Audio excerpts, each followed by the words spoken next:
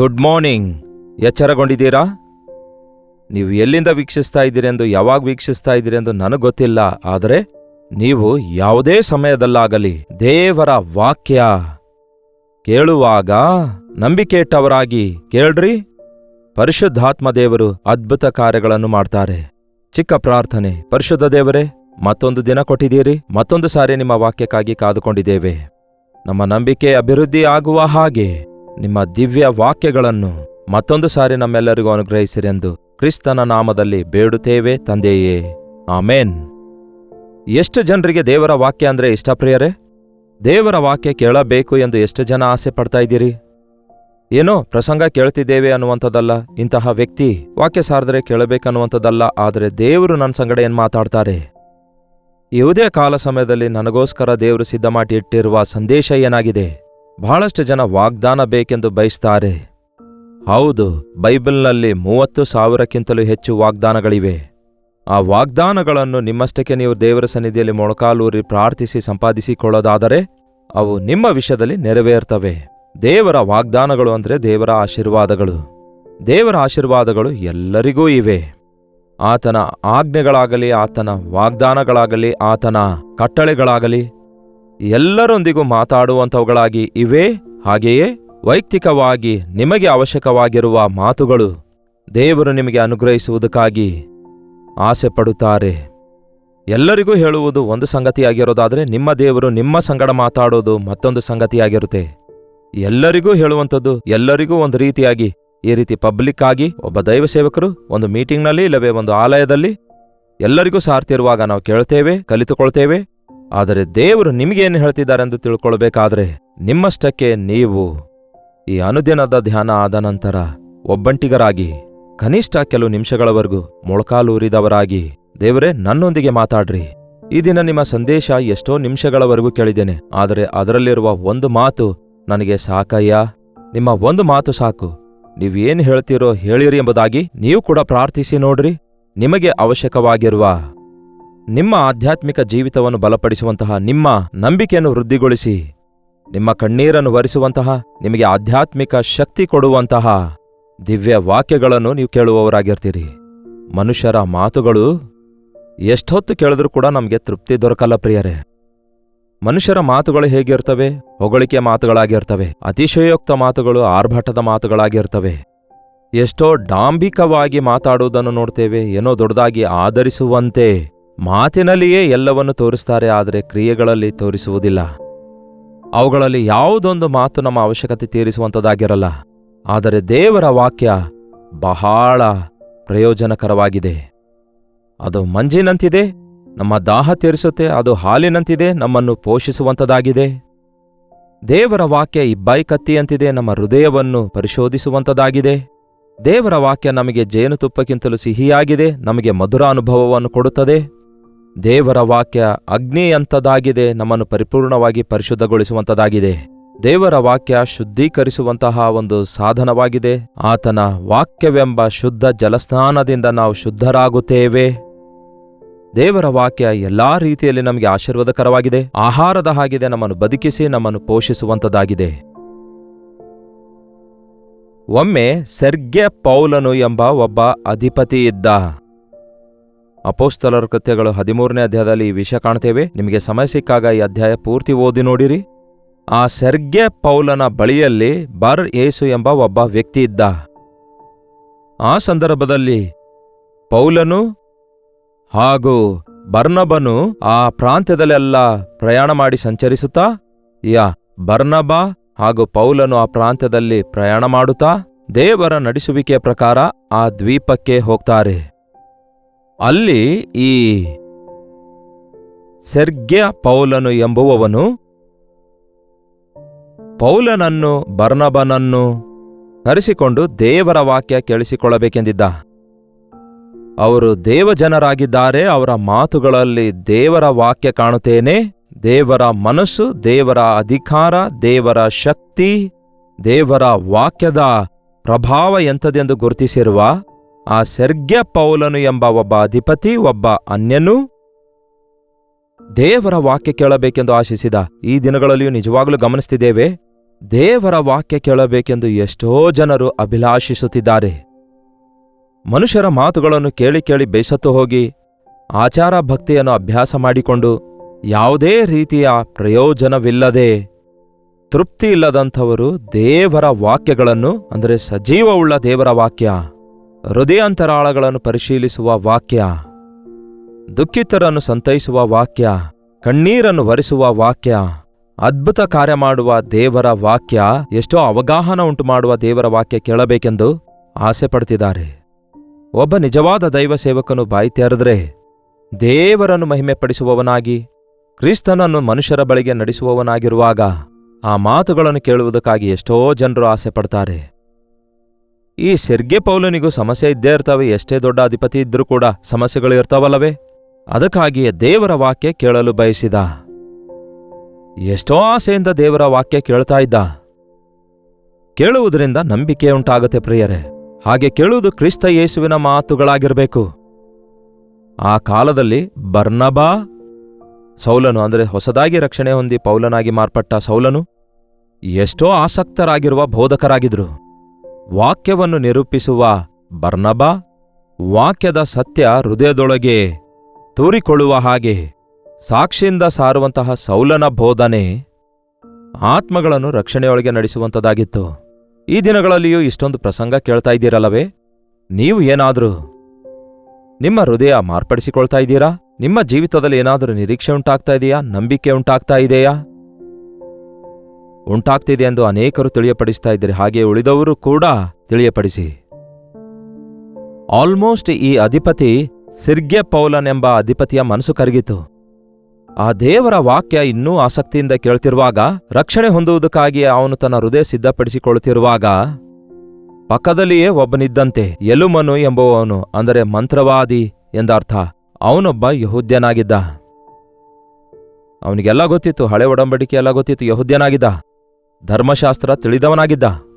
ಆದರೆ ಕ್ರಿಸ್ತನನ್ನು ಅಂಗೀಕರಿಸಿರಲಿಲ್ಲ. ಅವನು ಈ ಅಧಿಪತಿಯ ಬಳಿಯಲ್ಲಿದ್ದು ಯಾವ ರೀತಿ ಮೋಸ ಮಾಡ್ತಿದ್ದನೋ ಗೊತ್ತಿಲ್ಲ. ಆದರೆ ಅವನು 8ನೇ ವಚನ, ಆದರೆ ಆ ಮಂತ್ರವಾದಿಯಾದ ಎಲುಮನು ಅವರಿಗೆ ಎದುರು ನಿಂತು ಅಧಿಪತಿಯು ಕ್ರಿಸ್ತನನ್ನು ನಂಬದ ಹಾಗೆ ಪ್ರಯತ್ನಿಸಿದನು.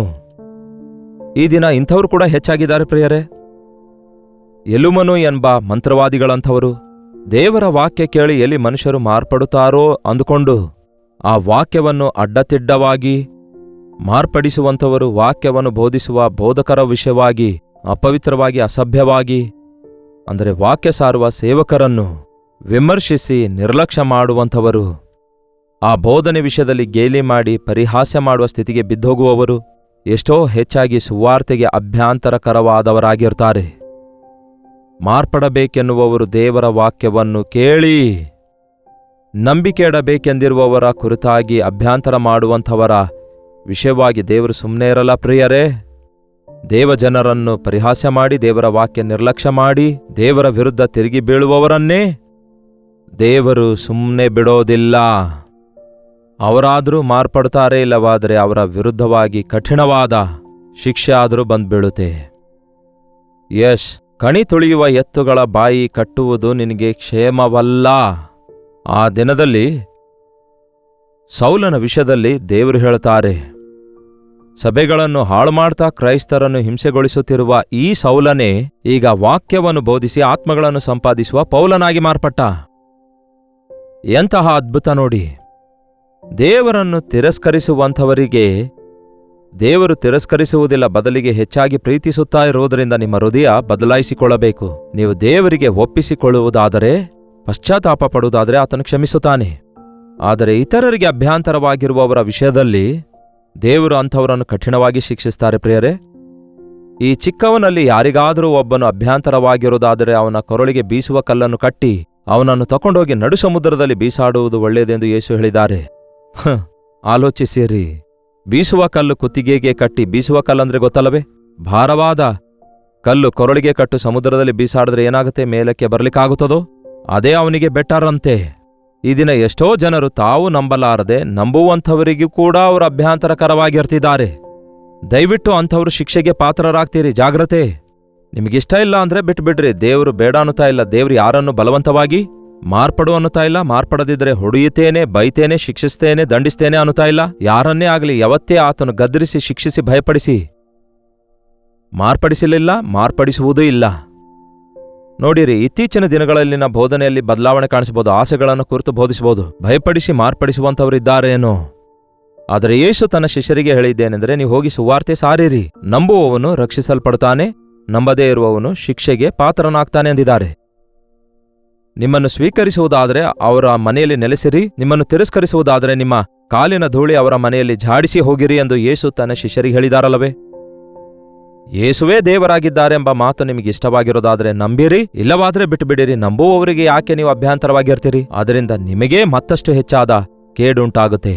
ಈ ಯೇಸು ಎನ್ನುವವನು ಈ ಅಧಿಪತಿ ರಕ್ಷಣೆ ಹೊಂದುವುದಕ್ಕಾಗಿ ಆಸೆಯುಳ್ಳವನಾಗಿ ಆ ದಿನ ಬರ್ನಬ ಪೌಲರು ಸಾರುವ ವಾಕ್ಯದಲ್ಲಿ ನಂಬಿಕೆ ಇಡುತ್ತಾ, ಅವರ ಮಾತುಗಳಲ್ಲಿ ಲಕ್ಷ್ಯ ಇಡುತ್ತಾ ಇದ್ರೆ, ಅವನು ನಂಬುತ್ತಿರುವ ನಂಬಿಕೆಯನ್ನು ಹಾಳುಮಾಡುವುದಕ್ಕಾಗಿ ಅವನನ್ನು ಎದುರಿಸಿ ಅವರು ಸಾರುವ ಸುವಾರ್ತೆಯ ವಿಷಯದಲ್ಲಿ ಪರಿಹಾಸ್ಯ ಮಾಡಲಾರಂಭಿಸಿದಾಗ ದೇವರ ಕೋಪ ಬಂದು ಅವನ ಮೇಲೆ ಬಿದ್ದಿತು. ಏನ್ಮಾಡ್ತಾನೆ ನೋಡಿರಿ ಅಲ್ಲಿ. ಅದಕ್ಕೆ 9ನೇ ವಚನ ಪ್ರಿಯರೇ, ಪೌಲನೆನಿಸಿಕೊಳ್ಳುವ ಏನಂತೆ, ಆಗ ಪೌಲನೆನಿಸಿಕೊಳ್ಳುವ ಸೌಲನು ಪವಿತ್ರಾತ್ಮ ಭರಿತನಾಗಿ ಅವನನ್ನು ದೃಷ್ಟಿಸಿ ನೋಡಿ, ಎಲ್ಲೋ ಎಲ್ಲಾ ಮೋಸದಿಂದಲೂ ಎಲ್ಲಾ ಕೆಟ್ಟತನದಿಂದಲೂ ತುಂಬಿರುವವನೇ, ಸೈತಾನನ ಮಗನೇ, ಎಲ್ಲಾ ನೀತಿಗೂ ವಿರೋಧಿಯೇ, ನೀನು ಕರ್ತನ ನೀಟಾದ ಮಾರ್ಗಗಳನ್ನು ಡೊಂಕು ಮಾಡುವುದನ್ನು ಬಿಡುವುದಿಲ್ಲವೋ? ಯಾರು ಪ್ರಿಯರೇ ಇವನು? ದೇವರ ಸುವಾರ್ತೆಗೆ ಅಡ್ಡ ತಡೆಯುವವನು, ದೇವರ ಮಕ್ಕಳನ್ನು ದೇವರ ಕಡೆಗೆ ತಿರುಗಿಕೊಳ್ಳುವಂತೆ ತಡೆಯುವವನು ಸೈತಾನನಾಗಿದ್ದಾನೆ. ಆ ಸೈತಾನನ ಪ್ರೇರೇಪಣೆಗೆ ಒಳಗಾದವನಾಗಿದನು. ಅದಕ್ಕೆ ಎಲ್ಲಾ ಮೋಸತನದಿಂದಲೂ ಕೆಟ್ಟತನದಿಂದಲೂ ತುಂಬಿರುವವನೇ ಸೈತಾನನ ಮಗನೇ ಅನ್ನುತ್ತಾನೆ, ಎಲ್ಲಾ ನೀತಿಗೂ ವಿರೋಧಿಯೇ ಅನ್ನುತ್ತಾನೆ. ನೀನು ಕರ್ತನ ನೀಟಾದ ಮಾರ್ಗಗಳನ್ನು ಡೊಂಕು ಮಾಡುವುದನ್ನು ಬಿಡುವುದಿಲ್ಲವೋ?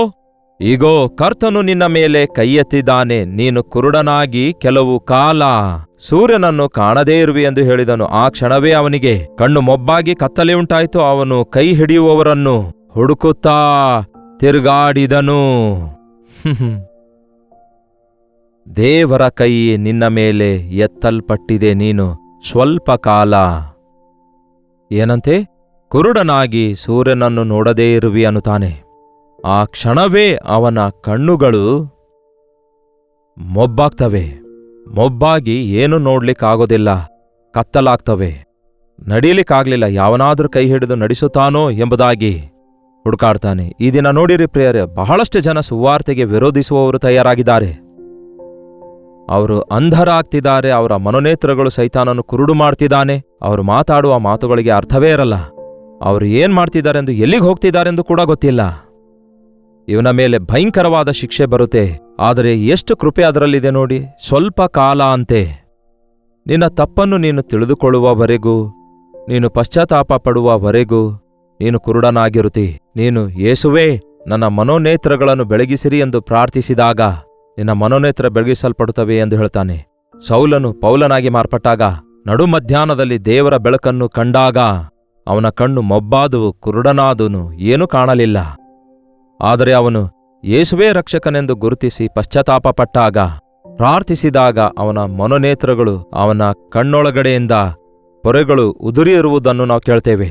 ಅವನ ಮನೋನೇತ್ರಗಳು ಬೆಳಗಿಸಲ್ಪಟ್ಟಾಗ ತಾನು ಹಿಂಸಿಸಿರುವ ಯೇಸುವೇ ರಕ್ಷಕನೆಂದು ಅಂಗೀಕರಿಸ್ತಾನೆ. ಈ ಅಂತ್ಯ ದಿನಗಳಲ್ಲಿ ಇಂತಹ ಪವಿತ್ರಾತ್ಮನ ಕಾರ್ಯಗಳು ಜರುಗಬೇಕು. ಅಷ್ಟಕ್ಕೂ ನಿನ್ನನ್ನು ಆತನು ಶಿಕ್ಷಿಸುವುದಕ್ಕೆ ಕಾರಣವೇನು? 12ನೇ ವಚನ ಹೇಳುತ್ತೆ, ಅಧಿಪತಿಯು ಆ ಸಂಗತಿಯನ್ನು ನೋಡಿ ಕರ್ತನ ಬೋಧನೆಗೆ ಅತ್ಯಾಶ್ಚರ್ಯಪಟ್ಟು ನಂಬುವವನಾದನು. ಅವನನ್ನು ನಂಬಿಕೆಯಿಂದ ತೊಲಗಿಸುವುದಕ್ಕಾಗಿ ಈ ಯೇಸು ಎಂಬ ವ್ಯಕ್ತಿ ಸೆರ್ಗೆ ಪೌಲನನ್ನು ನಂಬಿಕೆಯಿಂದ ತೊಲಗಿಸಿ ರಕ್ಷಣೆ ಹೊಂದದಂತೆ ತಡೆಯುತ್ತಾನೆ. ಆದರೆ ದೇವರು ತನ್ನ ಅದ್ಭುತ ಕಾರ್ಯ ಮಾಡುವುದರಿಂದ, ತನ್ನ ವಾಕ್ಯದ ಶಕ್ತಿಯನ್ನು ಆಶ್ಚರ್ಯ ಕಾರ್ಯದಿಂದ ನಿರೂಪಿಸಿರೋದ್ರಿಂದ ಆ ಸೆರ್ಗಿ ಪೌಲನು ಎಂಬ ವ್ಯಕ್ತಿ ನಡೆದಿರುವ ಸಂಗತಿಯನ್ನು ನೋಡಿ ನಿಜವಾಗಲೂ ಇವರ ಬೋಧನೆಯಲ್ಲಿ ಶಕ್ತಿ ಇದೆ, ಈ ಯೇಸು ಕ್ರಿಸ್ತನೇ ನಿಜವಾದ ದೇವರಾಗಿದ್ದಾನೆ ಎಂದು ಹೇಳಿ ಯೇಸುವಿನಲ್ಲಿ ನಂಬಿಕೆ ಇಡ್ತಾನೆ. ಖಚಿತವಾಗಿಯೂ ಈ ಯೇಸು ಕೂಡ ತಾನು ಕುರುಡನಾಗುವುದಕ್ಕೆ ಕಾರಣ ತನ್ನ ಮೂರ್ಖತ್ವವೇ ಆಗಿದೆ ಎಂದು ಗುರುತಿಸಿ ಅಲ್ಲಿಯವರೆಗೂ ಮೂಢನಂಬಿಕೆಯ ಭಕ್ತಿಯಲ್ಲಿದ್ದಂಥವನು ಪಶ್ಚಾತ್ತಾಪ ಪಟ್ಟಿರ್ತಾನೆ. ಕೆಲವು ಕಾಲ ನೀನು ಕುರುಡನಾಗಿರುವಿ ಎಂಬ ಮಾತು ನೆರವೇರುವ ಹಾಗೆ ನಂತರ ಅವನ ಮನೋನೇತ್ರಗಳು ತೆರೆಯಲ್ಪಟ್ಟಾಗ ಅವನು ಸಾಕ್ಷಿಯಾಗಿ ಮಾರ್ಪಟ್ಟು ಕ್ರಿಸ್ತನ ಕುರಿತಾಗಿ ಸ್ಥಿರವಾಗಿ ನಿಂತಿರ್ತಾನೆ. ಈ ದಿನ ಅನೇಕ ಜನರು ಒಂದು ಕಾಲದಲ್ಲಿ ಯೇಸುವನ್ನು ವಿರೋಧಿಸಿ ಎದುರಿಸಿದಂಥವರು, ಒಂದು ಕಾಲದಲ್ಲಿ ಯೇಸುವನ್ನು ದುಃಖಪಡಿಸಿದಂಥವರು, ಒಂದು ಕಾಲದಲ್ಲಿ ದೇವರ ಕಾರ್ಯಗಳಿಗೆ ಆಟಂಕಪಡಿಸಿದವರು, ದೇವರ ಕೃಪೆಯಲ್ಲಿ ಅವರು ಪ್ರೀತಿಸಲ್ಪಟ್ಟಿರುವುದರಿಂದ ಈ ದಿನ ಅವರು ಯೇಸುವನ್ನು ಅರಿತು ಅವರ ಮನೋನೇತ್ರ ಬೆಳಗಿಸಲ್ಪಟ್ಟು ಅವರು ಕ್ರಿಸ್ತನಿಗೋಸ್ಕರ ಸಾಕ್ಷಿಗಳಾಗಿ ಜೀವಿಸುತ್ತಿದ್ದಾರೆ. ಎಷ್ಟೋ ಜನ ಕುಡುಕರು, ವ್ಯಭಿಚಾರಿಗಳು, ವಿಗ್ರಹಾರಾಧಿಕರು, ಮೂರ್ಖರು, ಅಜ್ಞಾನಿಗಳು, ದೇವರು ಇಲ್ಲ ಅನ್ನುವವರು ಯೇಸುವೇ ರಕ್ಷಕನು ಎಂದು ತಮ್ಮ ಬಾಯಿಂದ ಒಪ್ಪಿಕೊಳ್ಳುವ ಹಾಗೆ ಪರಿಶುದ್ಧಾತ್ಮ ದೇವರು ಈ ಅಂತ್ಯಕಾಲದಲ್ಲಿ ಕಾರ್ಯ ಮಾಡ್ತಿದ್ದಾರೆ. ನೀವು ಸಾರುವ ವಾಕ್ಯ ಕೇಳದಂತೆ ಅಭ್ಯಂತರಪಡಿಸುವವರಿಗೆ ಶಪಿಸಬೇಡಿರಿ. ಅದು ದೇವರ ಕೆಲಸ, ದೇವರ ಕೈಗೆ ಒಪ್ಪಿಸಿಕೊಡಿ. ಅಂಥವರನ್ನು ದೇವರು ತನ್ನ ದಾರಿಗೆ ತಂದುಕೊಳ್ಳುವುದಕ್ಕಾಗಿ ತನ್ನ ಪ್ರೀತಿಯನ್ನು ತೋರಿಸ್ತಾರೆ, ತನ್ನ ಅದ್ಭುತ ಕಾರ್ಯ ವ್ಯಕ್ತಪಡಿಸ್ತಾರೆ. ನಿಮ್ಮ ಮನೆಯಲ್ಲಿ ಮಾರ್ಪಡದವರಿದ್ದರೆ ಅವರಿಗೋಸ್ಕರ ದೇವರ ಸನ್ನಿಧಿಯಲ್ಲಿ ವಿಜ್ಞಾಪನೆ ಮಾಡ್ರಿ. ನೀವು ಇತರರು ಹೇಳಿರುವ ಮಾತುಗಳನ್ನು ಕೇಳಿ ನಿಮಗೆ ದೇವರ ಮೇಲಿರುವ ನಂಬಿಕೆಯಿಂದ ತೊಲಗಿ ಹೋಗದಂತೆ ನಿಮ್ಮ ಹೃದಯದೊಳಗೆ ಯೇಸುವನ್ನು ಆಹ್ವಾನಿಸಿಕೊಳ್ಳಿರಿ. ವಾಕ್ಯ ಓದುವುದರ ಮೂಲಕ, ಕೇಳುವುದರ ಮೂಲಕ ನಿಮ್ಮ ನಂಬಿಕೆ ಅಭಿವೃದ್ಧಿಯಾಗುವುದರಿಂದ ನೀವು ಸ್ಥಿರಗೊಳ್ಳುವವರಾಗಿರೋದ್ರಿಂದ ಪ್ರತಿದಿನ ಈ ಅಪನಂಬಿಕೆಯ ಲೋಕದಲ್ಲಿ ನಿಮ್ಮ ನಂಬಿಕೆಯನ್ನು ಅಭಿವೃದ್ಧಿಗೊಳಿಸುವಂತಹ ದೇವರ ವಾಕ್ಯದಲ್ಲಿ ನೀವು ಗುರಿಯಿಟ್ಟು ಓದಿರಿ, ಕೇಳಿರಿ, ಧ್ಯಾನಿಸಿರಿ ಹಾಗೂ ಅನುಸರಿಸಿರಿ. ಆಗಲೇ ಆಶೀರ್ವದಿಸಲ್ಪಡ್ತೀರಿ. ಪ್ರಾರ್ಥನೆ. ಪರಿಶುದ್ಧ ದೇವರೇ, ಪ್ರೀತಿಯುಳ್ಳ ತಂದೆಯೇ, ಮತ್ತೊಮ್ಮೆ ನಿಮ್ಮ ಸನ್ನಿಧಿಗೆ ಬರುತ್ತೇವೆ. ಈ ಅಂತ್ಯ ದಿನಗಳಲ್ಲಿ ಸೈತಾನನು ಯಾರನ್ನು ನುಂಗಲಿ ಎಂಬುದಾಗಿ ಗರ್ಜಿಸುವ ಸಿಂಹದೋಪಾದಿಯಲ್ಲಿ ಹಗಲಿರುಳು ತಿರುಗಾಡ್ತಿದ್ದಾನೆ ಸೈತಾನನು.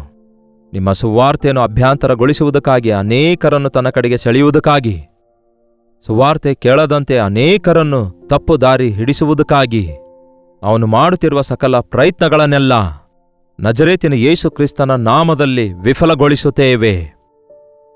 ನಿಮ್ಮ ವಾಕ್ಯದ ಶಕ್ತಿ ಮಾನವನ ಹೃದಯದೊಳಗೆ ತೂರಿಕೊಂಡು ಹೋಗುವ ಹಾಗೆ, ನಮ್ಮ ಮನೋನೇತ್ರಗಳು ತೆರೆಯಲ್ಪಡುವ ಹಾಗೆ, ನಮ್ಮ ಮೂಢ ನಂಬಿಕೆಯಿಂದ ನಾವು ಬಿಡುಗಡೆ ಹೊಂದಿ ನಿಜದೇವರಾದ ನಿಮ್ಮನ್ನು ಅರಿತುಕೊಳ್ಳುವ ಹಾಗೆ, ನಮಗೋಸ್ಕರ ಸಿದ್ಧ ಮಾಡಿಟ್ಟಿರುವ ಪರಲೋಕ ರಾಜ್ಯಕ್ಕಾಗಿ ನಾವು ಸಿದ್ಧರಾಗುವ ಹಾಗೆ, ಬೇಗನೆ ಬರಲಿಕ್ಕಿರುವ ನಿಮ್ಮ ಬರೋಣಕ್ಕೋಸ್ಕರ ನಾವು ಸಿದ್ಧರಾಗಿ ನಮ್ಮ ಸುತ್ತಲಿರುವವರಿಗೂ ಸಿದ್ಧ ಮಾಡುವ ಹಾಗೆ, ಸುವಾರ್ತೆಗೆ ಅಭ್ಯಂತರಕಾರವಾಗಿರುವವರಿಗೋಸ್ಕರ ವಿಜ್ಞಾಪನೆ ಮಾಡುವ ಹಾಗೆ ನಮ್ಮಲ್ಲಿ ಪ್ರತಿಯೊಬ್ಬರಿಗೂ ಸಹಾಯ ಮಾಡಿರಿ ಎಂದು ಕ್ರಿಸ್ತನ ನಾಮದಲ್ಲಿ ಬೇಡುತ್ತೇವೆ ತಂದೆಯೇ. ಆಮೇನ್. ನಮ್ಮ ತಂದೆಯಾದ ದೇವರ ಪ್ರೀತಿಯೂ, ಮಗನಾಗಿರುವ ಕ್ರಿಸ್ತನ ಕೃಪೆಯೂ, ಆದರಣೆಕರ್ತನಾಗಿರುವ ಪವಿತ್ರಾತ್ಮನ ಸಹವಾಸವು ಕೂಡಿ ಬಂದಿರುವ ನಮ್ಮೆಲ್ಲರ ಸಂಗಡ ಇಂದಿಗೂ ಸದಾಕಾಲಕ್ಕೂ ನೆಲೆಯಾಗಿರಲಿ. ಆಮೇನ್. ದೇವರಿಗೆ ಸ್ತೋತ್ರ. ನಿಮ್ಮ ಪ್ರಾರ್ಥನಾ ಮನವಿಗಳನ್ನು 8939731313 ನಂಬರ್ಗೆ ಹಾಗೂ ಇತರ ದೇಶದಿಂದ ವೀಕ್ಷಿಸುವುದಾದರೆ ಕೊಡಲ್ಪಟ್ಟಿರುವಂತಹ ಇದೇ ನಂಬರ್ಗೆ ಕಳಿಸಿಕೊಡಿರಿ ಎಂದು ನಾನು ದಿನಾಲೂ ಹೇಳ್ತಿದ್ದೇನಲ್ಲವೇ. ಕೇಳುವುದಕ್ಕೆ ಕೆಲವರಿಗೆ ಬೋರ್ ಆಗ್ತಿರ್ಬೋದೇನೋ, ಆದರೆ ಪ್ರತಿದಿನ ಹೊಸೊಬ್ಬರು ಜಾಯ್ನ್ ಆಗ್ತಿರೋದ್ರಿಂದ ಅವರಿಗೋಸ್ಕರವಾಗಿ ಮೇಲಿಂದ ಮೇಲೆ ಹೇಳ್ತಿದ್ದೇನೆ. ನಿಮ್ಮಲ್ಲಿಯೂ ಕೆಲವರು ಮರೆತು ಹೋಗ್ತಾ ಇದ್ದೀರಿ, ಹಾಗಾಗಿ ಪ್ರತಿದಿನ ನಿಮಗೆ ಜ್ಞಾಪಕಗೊಳಿಸ್ತಿದ್ದೇನೆ. ನಿಮಗೋಸ್ಕರ ಪ್ರಾರ್ಥಿಸಲು ಆಸೆಯುಳ್ಳವರಾಗಿದ್ದೇವೆ. ಈ ವಾಕ್ಯಗಳಿಂದ ನೀವು ಎಂತಹ ಮೇಲು ಹೊಂದುತ್ತಾ ಇದ್ದೀರೆಂದು, ಎಂತಹ ಪರಿಸ್ಥಿತಿ ಹಾದು ಹೋಗ್ತಾ ಇದ್ದೀರಿ ಎಂಬುದನ್ನು ಅರಿತುಕೊಳ್ಳಲು ದೇವರು ಮಾಡಿರುವ ಉಪಕಾರಗಳ ಕುರಿತಾಗಿ ದೇವರನ್ನು ಸ್ತುತಿಸಿ ಮತ್ತಷ್ಟು ಪ್ರೋತ್ಸಾಹಕರವಾಗಿ ಈ ಸೇವೆ ಮುಂದುವರಿಸಲು ಆಶಿಸುತ್ತಿದ್ದೇವೆ. Doctor Jayapal Kannada YouTube channel ಇನ್ನೂ ಸಬ್ಸ್ಕ್ರೈಬ್ ಮಾಡಿಕೊಳ್ಳದಿದ್ರೆ ಹಿಂದೆ ಸಬ್ಸ್ಕ್ರೈಬ್ ಮಾಡಿಕೊಳ್ಳಿ. ನೀವು ಯಾವ್ಯಾವ ಸ್ಥಳದಿಂದ ವೀಕ್ಷಿಸ್ತಾ ಇದ್ದೀರಿ ಎಂದು ಮೇಲಿಂದ ಮೇಲೆ ಲೈವ್ ಚಾಟ್ನಲ್ಲಿ ಬಂದು ನಿಮ್ಮ ಹೆಸರು, ಊರನ್ನು ಟೈಪ್ ಮಾಡಿರಿ. ಅವೆಲ್ಲವನ್ನು ನಾವು ಗುರುತಿಸಿ ರೆಕಾರ್ಡ್ ಮಾಡಿ ನಿಮಗೋಸ್ಕರ ಪ್ರಾರ್ಥಿಸ್ತಿದೆ. ನಿಮ್ಮ ಗ್ರಾಮಗಳಿಗೆ, ಪಟ್ಟಣಗಳಿಗೆ, ದೇಶಗಳಿಗೆ ಮತ್ತು ನಿಮ್ಮನ್ನು ಮುಖಾಮುಖಿಯಾಗಿ ನೋಡಬೇಕೆಂದು ನಾವು ಆಧ್ಯಾತ್ಮಿಕವಾಗಿ ಮತ್ತಷ್ಟು ನಿಮ್ಮನ್ನು ಬಲಪಡಿಸಿ ಪ್ರಾರ್ಥಿಸಬೇಕೆಂದು ಪ್ರಾರ್ಥಿಸ್ತೇವೆ. ನಮಗೋಸ್ಕರ ಈ ಸೇವೆಗೋಸ್ಕರವೂ ಪ್ರಾರ್ಥಿಸಿರಿ. ಕರ್ತನ ಚಿತ್ತವಿರುವುದಾದರೆ ಮತ್ತೆ ನಾಳೆ ಇದೇ ಅನುದಿನದ ಧ್ಯಾನ ಎಂಬ ಕಾರ್ಯಕ್ರಮದಲ್ಲಿ ಮತ್ತೊಮ್ಮೆ ನಾವು ಭೇಟಿಯಾಗೋಣ. ಅಲ್ಲಿವರೆಗೂ ದೇವರ ಮಹಾಕೃಪೆ ನಿಮ್ಮೆಲ್ಲರೊಂದಿಗಿರಲಿ.